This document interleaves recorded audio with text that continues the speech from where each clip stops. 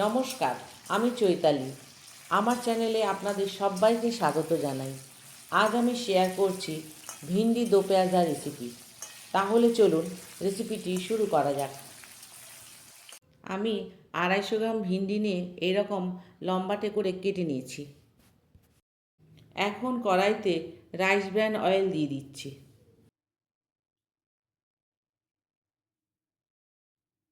তেল গরম হয়ে গেলে কেটে রাখা ভিন্ডিগুলো দিয়ে দিলাম।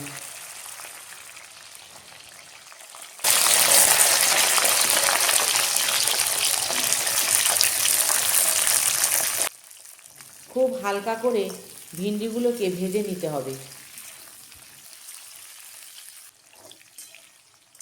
ভাজা হয়ে গেছে, এইবার তুলে নিচ্ছি।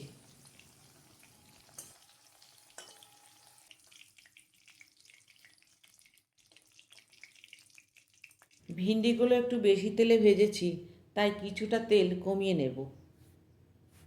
এখন 2 শুকনো লঙ্কা আর হাফ চা চামচ গোটা জিরে দিয়ে দিলাম।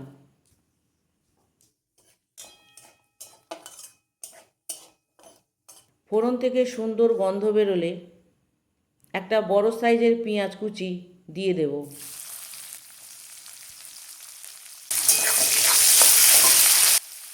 হালকা সোনালি করে পেঁয়াজ ভেজে নিতে হবে। হালকা সোনালি রং হয়ে গেছে। এখন 1 চা চামচ আদা বাটা, 1 চা চামচ রসুন বাটা দিয়ে দিলাম।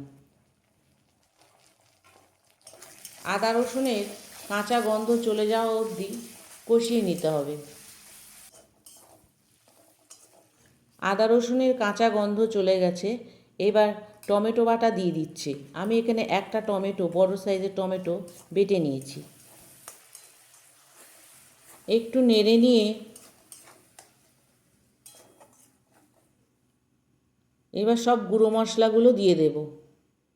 আমি নিয়েছি এখানে 1 চা চামচ ধনের গুঁড়ো, হাফ চা চামচ জিরের গুঁড়ো, 1 চা চামচ কাশ্মীরি লাল লঙ্কার গুঁড়ো, খুব অল্প করে লাল লঙ্কার গুঁড়ো আর হলুদ গুঁড়ো সব দিয়ে দিলাম।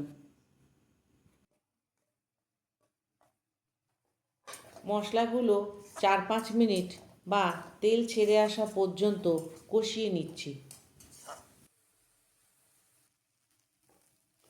মশলাটা একটু শুকিয়ে আসছিল, তাই আমি মিক্সিতে টমেটো বাটার পর তাতে 4 টেবিল চামচ জল দিয়ে সেই জলটাই মশলায় দিয়ে দিলাম।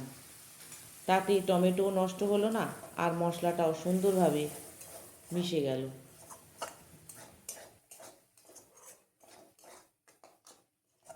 এখন ভাজা ভিন্ডিগুলো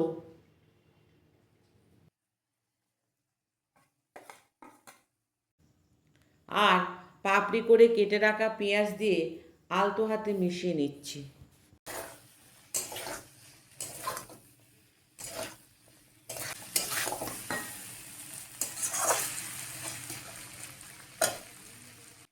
এরপর স্বাদ মতন নুন